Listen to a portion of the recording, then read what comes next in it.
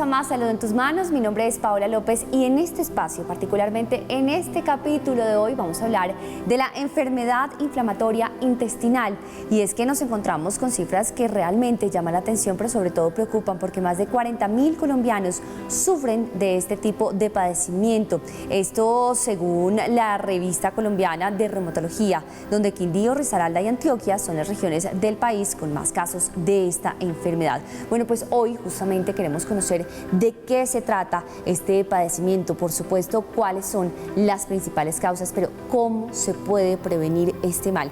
Y recuerden además que su opinión es muy importante para nosotros. La invitación para que se acerquen con sus comentarios a nuestras redes sociales. ¿Cómo nos ubican? @RedMásTV es la cuenta en Instagram de nuestro canal. Ahí están todos los programas y nuestras publicaciones. Y de paso también pueden chequear cada uno de nuestros programas a manera de consulta. Bienvenidos. Según la OMS, la enfermedad inflamatoria intestinal es un conjunto de manifestaciones clínicas consecuencia de la inflamación crónica del tubo digestivo. Las dos patologías que se definen dentro de estas enfermedades son la colitis ulcerosa y la enfermedad de Crohn. Ambas se manifiestan de forma gastrointestinal a través de dolor abdominal recurrente, pérdida de peso y diarrea crónica. En Colombia, para el 2020, se documentaron 42.647 casos de enfermedad inflamatoria intestinal, siendo las mujeres las más afectadas. La gran mayoría de los casos se registraron en la población entre los 70 y los 74 años. Aunque las enfermedades inflamatorias no suelen ser mortales, sí son limitantes y comprometen la vida de quienes la padecen. Y bueno, como siempre, tenemos un experto, un invitado, el cual nos va a orientar más sobre esta información, sobre lo que debemos hacer para conocer más la enfermedad intestinal, la enfermedad inflamatoria intestinal. Y en este caso, hacemos directamente nuestra conexión con la doctora Viviana Parra. Ella es presidente de la Fundación de Enfermedad Intestinal Colombiana, FUNEICO. Doctora, bienvenida y qué gusto que nos regale unos minuticos casi que para consultar sobre lo que significa realmente esta enfermedad inflamatoria intestinal. Así que bienvenida. ¿Y qué es?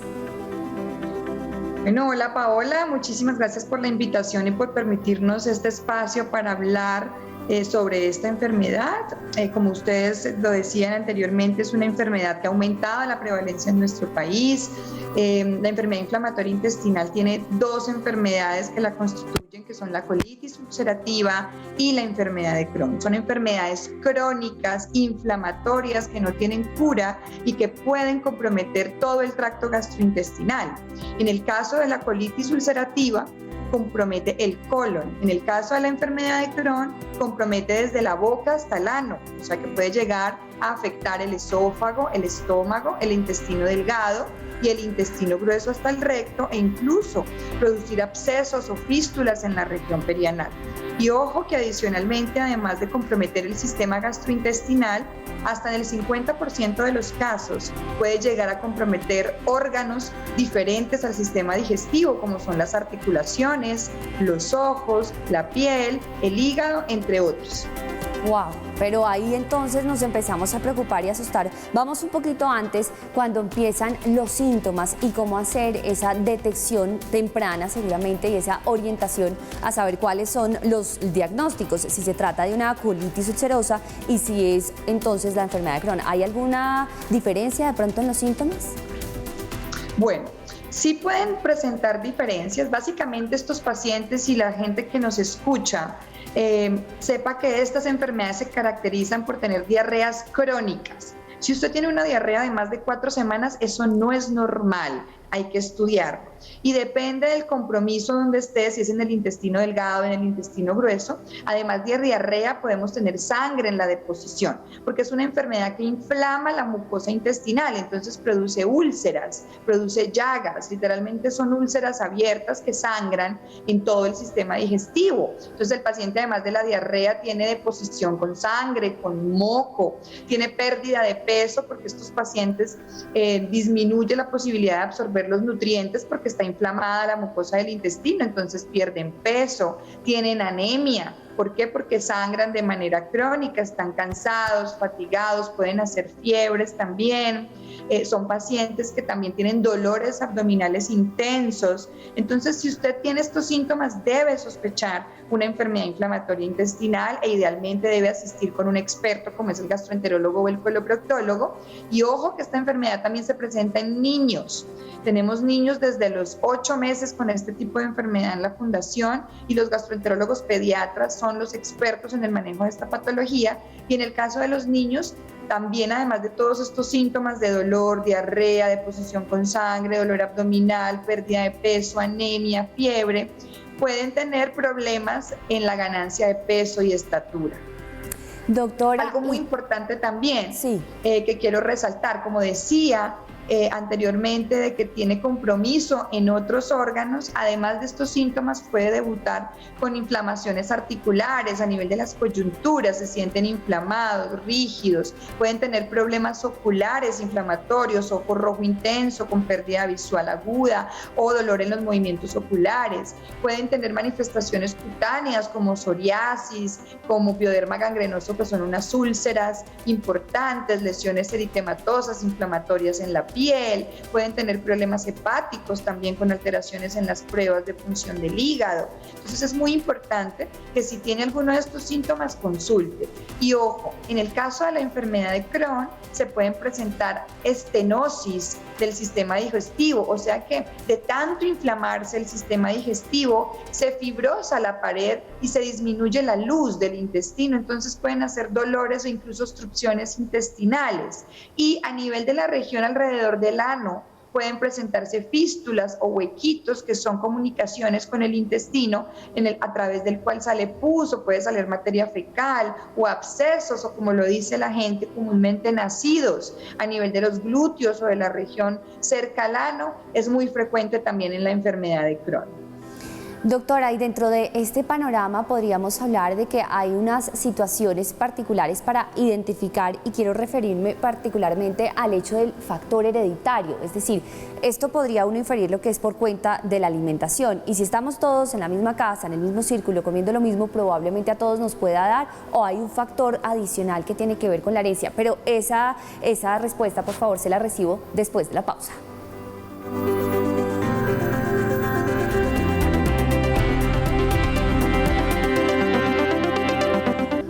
En Más Salud en tus Manos retomamos para seguir hablando de la enfermedad inflamatoria intestinal y seguimos en contacto con la doctora Viviana Parra. Doctora, hablemos del factor hereditario. ¿Qué tan importante es? Si afecta, es decir, quienes tenemos algún antecedente, probablemente debamos cuidarnos un poco más. Bueno, es muy importante tener en cuenta que esta enfermedad, como lo dije anteriormente, no tiene cura. ¿Por qué? Porque es de origen multifactorial. O sea, no tenemos una causa exacta, ¿sí? Entonces aquí contribuyen muchos factores. Uno está el componente genético, ¿sí? Hay muchos genes involucrados, no hay uno solo. Dos, componentes medioambientales, diferentes tipos de infecciones que adquirimos, tanto bacterianas, virales, que pueden ayudar a que esto se desencadene. Adicionalmente hay componentes hormonales, hay componentes asociados a las condiciones de higiene. Por ejemplo, es muy importante que sepan que esta enfermedad antes era característica de países desarrollados, anglosajones, europeos, porque tienen mejores condiciones de higiene. En la medida en que nuestro país ha mejorado las condiciones de higiene, hemos aumentado la prevalencia de esta enfermedad. ¿Por qué? En la medida en que nosotros no nos exponemos a diferentes tipos de bacterias, infecciones, antígenos, ¿sí? Cuando no tenemos buenas condiciones de higiene, entonces el sistema inmunológico no crea una tolerancia inmunológica. Quiero decirlo de manera más simple. Cuando tenemos más exposición a diferentes antígenos, generamos mayor protección en nuestro sistema inmunológico gastrointestinal. Por eso es que en los países desarrollados, más limpios, con mejores condiciones de higiene, se disminuye la exposición a diferentes tipos de antígenos, generamos menos tolerancia inmunológica y de esta manera respondemos más fácilmente contra antígenos propios, porque esta es una enfermedad en la que nuestras propias defensas nos atacan a nosotros mismos. Entonces, en la medida en que hemos mejorado estas condiciones, comenzamos a tener mayor enfermedad inflamatoria intestinal, ¿sí? Es una enfermedad en la cual también hay muchos factores involucrados. Por ejemplo, se observa un poco más en los pacientes, en las personas que no han recibido lactancia materna exclusiva. Entonces, aquí el papel de la microbiota intestinal es muy importante. Entonces, tener lactancia exclusiva, por ejemplo, le da mejor exposición a esos bebés de microbiota intestinal y de esta forma entonces se protegen contra esto. Tener parto vaginal protege también contra la enfermedad porque permite que este niño salga por el canal vaginal y se exponga a la microbiota de la mamá y de esta manera también lo protege, ¿sí? Entonces, por ejemplo, son factores que ayudan y contribuyen. Otra cosa importante es el uso indiscriminado de antibióticos, ¿sí? El uso indiscriminado de antibióticos se ha asociado con mayor prevalencia de la enfermedad.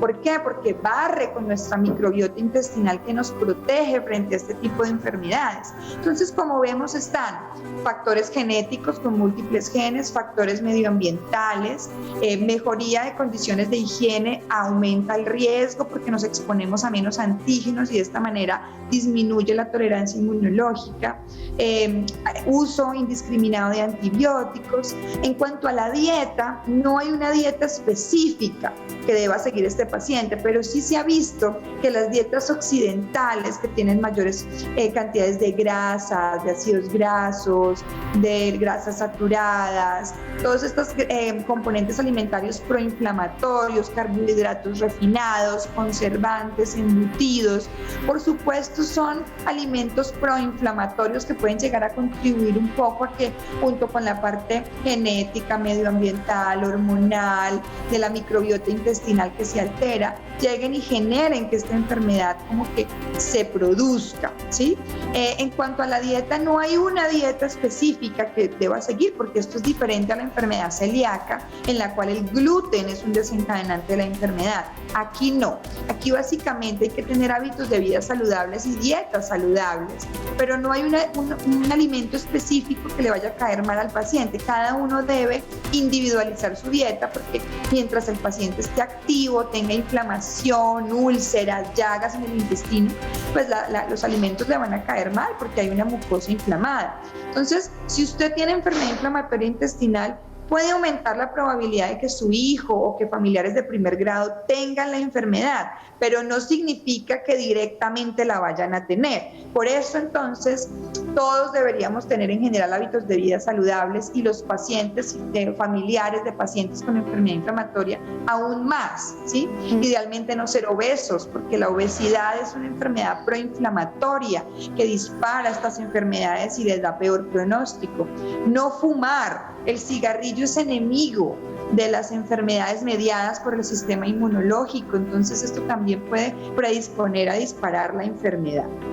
No, doctora, maravilloso el panorama que nos hace sobre esta enfermedad para de verdad comprender cómo funciona y cómo es que se produce en nuestro organismo. Estamos en contacto con la doctora Viviana Parra, ella es presidente de la Fundación de Enfermedad Intestinal Colombiana, FUNEICO. Doctora, cuando nosotros hablamos de los antecedentes, queremos compartir también con nuestros televidentes este video para que aún más sea claro cómo funciona la enfermedad intestinal y por qué nos da. Aunque no hay una causa identificada de la enfermedad inflamatoria intestinal, lo cierto es que hay factores de riesgo que pueden aumentar la probabilidad de padecerla. Esta enfermedad puede desarrollarse a cualquier edad, pero suele iniciarse durante la juventud. La mayoría de las personas son diagnosticadas antes de los 30 años. El riesgo de padecer esta enfermedad es mayor si familiares en primer grado de consanguinidad la sufren. 1 de cada 5 personas con enfermedad inflamatoria intestinal tiene un familiar con este padecimiento. Es el factor de riesgo controlable más importante en el desarrollo de las enfermedades inflamatorias. Según los expertos, hay otros factores, como por ejemplo el ambiental, que puede incidir en esta enfermedad.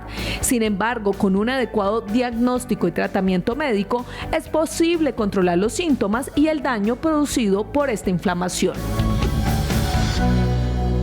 Y entonces hablemos de un diagnóstico a tiempo. Volvemos con la doctora Parra.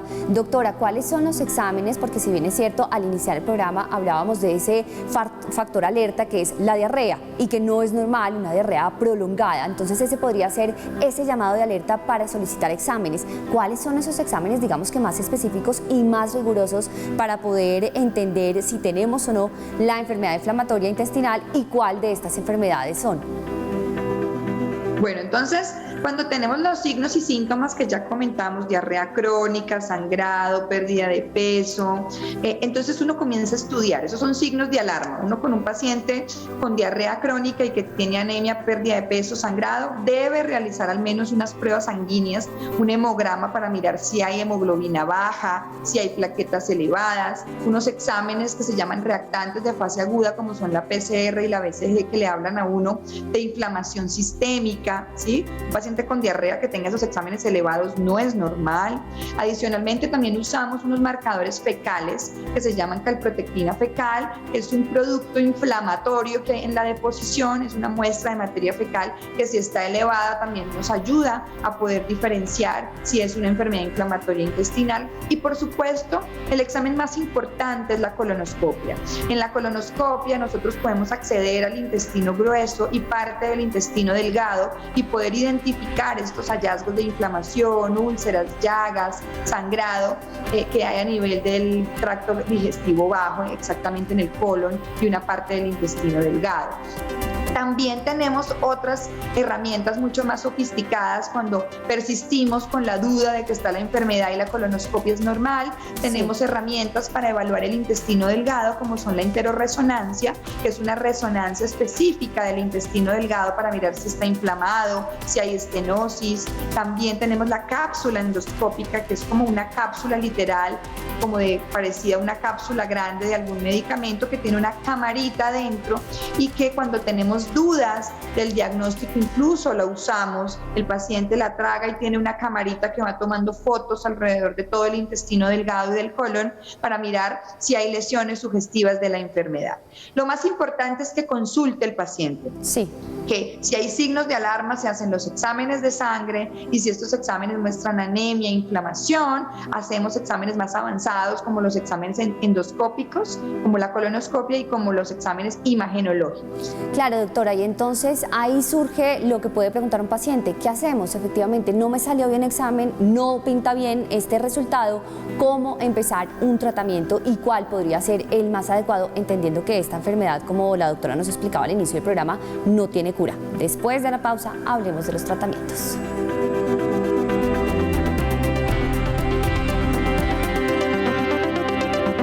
Continuamos en Más Salud en tus Manos. Hoy nuestro tema central tiene que ver con las enfermedades inflamatorias intestinales y en el panorama pues nuestra invitada ya nos explicaba cuáles son esos signos de alerta, cuáles son esas alarmas. Para ir al médico lo más importante es consultar por qué se produce esta enfermedad, cuáles son esas situaciones donde realmente nos ponemos más vulnerables para darle acceso, por ejemplo, a una colitis ulcerosa o a la enfermedad de Crohn. Volvemos con nuestra invitada, doctora Viviana Parra, y lo que queremos saber es, después de esos exámenes que ya nos explicaba para hacer una detección, digamos que acorde a lo que se está presentando con la enfermedad inflamatoria, ¿qué sigue? ¿Cuáles son esos tratamientos si efectivamente esta situación, esta enfermedad no tiene cura? Bueno, claramente es importante saber que no tiene cura, pero que tiene tratamiento y que los pacientes pueden llegar a tener una calidad de vida normal si usan el tratamiento de manera adecuada y si tienen controles con su gastroenterólogo y coloproctólogo.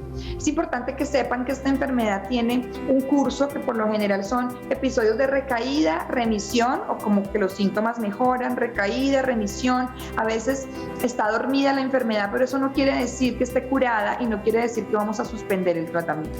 Dentro de las estrategias de tratamiento tenemos medicamentos que ayudan a bajar esa inflamación. Teniendo en cuenta que hablamos de que son las propias defensas las que están atacando nuestro sistema digestivo y adicionalmente otros órganos como los ojos, las articulaciones, la piel, el hígado, entonces debemos utilizar medicamentos que bajen un poquito esas defensas, controlarlas un poco para que dejen de atacarnos a nosotros mismos. Entonces utilizamos, sobre todo en colitis ulcerativa, unos medicamentos que se llaman 5-aminosalicilatos, que son las mesalacinas, que son medicamentos que desinflaman la mucosa venosa colónica. La podemos dar por vía oral en gránulos o la podemos dar por enemas porque podemos aprovechar la vía anal para introducir medicamento tópico que ayude a desinflamar el colon. Adicionalmente, cuando tenemos picos de actividad de la enfermedad, utilizamos los corticoides, los cuales son medicamentos que apagan un poco la enfermedad, pero que no se pueden dar por tiempos prolongados. Por eso deben ser guiados por un coloproctólogo o un gastroenterólogo el manejo. Y si no se controla con estas herramientas, tenemos inmunosupresores. Entonces son medicamentos que nos ayudan a controlar las defensas, pueden ser vía oral o pueden ser terapia biológicas o pequeñas moléculas que son unas de ellas aplicadas de manera subcutánea o endovenosa, que van y controlan unas sustancias específicas que atacan e inflaman el sistema digestivo. Y por última opción, cuando hemos utilizado todas estas herramientas terapéuticas, si no es posible, en el caso, por ejemplo, de la colitis ulcerativa, nos toca llevar a colectomía o quitar todo el colon del paciente cuando ha sido refractario a los tratamientos. Y en el caso de la enfermedad de Crohn, cuando se generan estas estenosis y ya se vuelven fibrosis, que ya no tienen ningún componente inflamatorio, pero que sí generan síntomas de obstrucción, nos toca ir a llegar a operar y cortar esos pedacitos de intestino que están estenosados para tratar de mejorarle la vida y la calidad de vida al paciente. Doctora, también usted mencionaba que este tipo de enfermedades afectan otros órganos, pero digamos también pueden abrir la puerta a otro tipo de situaciones como un cáncer. Sí, es muy importante tener en cuenta esto porque sobre todo en colitis ulcerativa, después de 10 años del diagnóstico de tener colitis ulcerativa, por supuesto un colon inflamado, con actividad extensa, compromiso extenso de manera crónica, aumenta el riesgo de cáncer de colon. Entonces es muy importante que estos pacientes que tienen enfermedades de larga data o por ejemplo que empezaron en la niñez o en la juventud y tienen más de 10 años de enfermedad deben tener un seguimiento mucho más estricto porque aumenta el riesgo de cáncer de colon. Y cuando tenemos una manifestación extraintestinal hepática que se llama colangitis esclerosante primaria, que es una condición que afecta las vías biliares, asociado a colitis ulcerativa, aumenta el riesgo de cáncer de las vías biliares, que es el colangiocarcinoma. Por eso tienen que tener un seguimiento estricto con su gastroenterólogo para poder hacer seguimiento a unas pruebas hepáticas y poder detectar de manera rápida este tipo de cánceres. Bueno, pues doctora, muchísimas gracias. Qué panorama y qué explicación maravillosa. Creo que todos estamos casi que atentos, tomando notas si en algún caso se llega a presentar esta situación. Viviana Parra, presidente de la Fundación de Enfermedad Intestinal Colombiana, FUNEICO. Muchas gracias por acompañarnos. Muchas gracias a Red Más TV por permitirnos este espacio para concientizar a la población. Por favor, no olviden si tienen estos síntomas, diarrea crónica, sangrado en la deposición, pérdida de peso asociado al dolor abdominal, consulta a tu médico. Y si ya tienes el diagnóstico o conoces a alguien que tenga enfermedad inflamatoria intestinal dado por colitis ulcerativa o enfermedad de Crohn, pueden buscar a la Fundación de Enfermedad Inflamatoria Intestinal Colombiana que se llama FUNEICO, FUNEICO con doble I. Tenemos un teléfono que es el 311-808-7346 o nos pueden encontrar en Facebook o en Instagram como @funeico o en nuestra página www.funeico.com. Los podemos ayudar, podemos orientarlos y educar sobre la enfermedad. Muchas gracias. Doctora, muchas gracias. Y nosotros en Más Salud tenemos una breve pausa. Ya continuamos.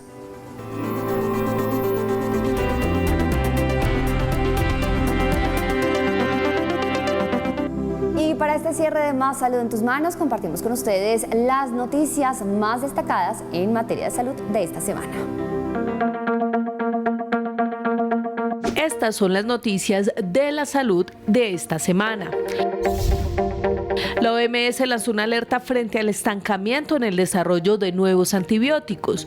Esto implica que las bacterias, virus, hongos y parásitos resistan a los medicamentos, lo que hace ineficiente a los antibióticos.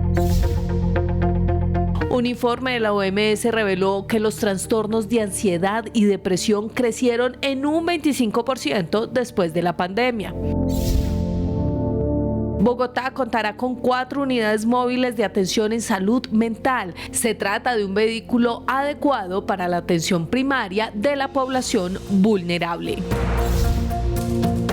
Fernando Ruiz, ministro de Salud de Colombia, anunció que a partir del 30 de junio finaliza la emergencia sanitaria en el país. Sin embargo, advirtió que no se debe bajar la guardia frente al COVID-19. Y así llegamos al final de Más Salud en tus Manos. Recuerden que pueden ver nuevamente todo el programa, que hoy realmente estuvo muy valioso. Hablamos de las enfermedades inflamatorias intestinales. Tenemos la invitación para que ingresen también a nuestro canal de YouTube. A ustedes gracias por acompañarnos. Nos vemos en una próxima oportunidad, teniendo en cuenta todos sus comentarios. Aquí seguramente hablaremos de más salud.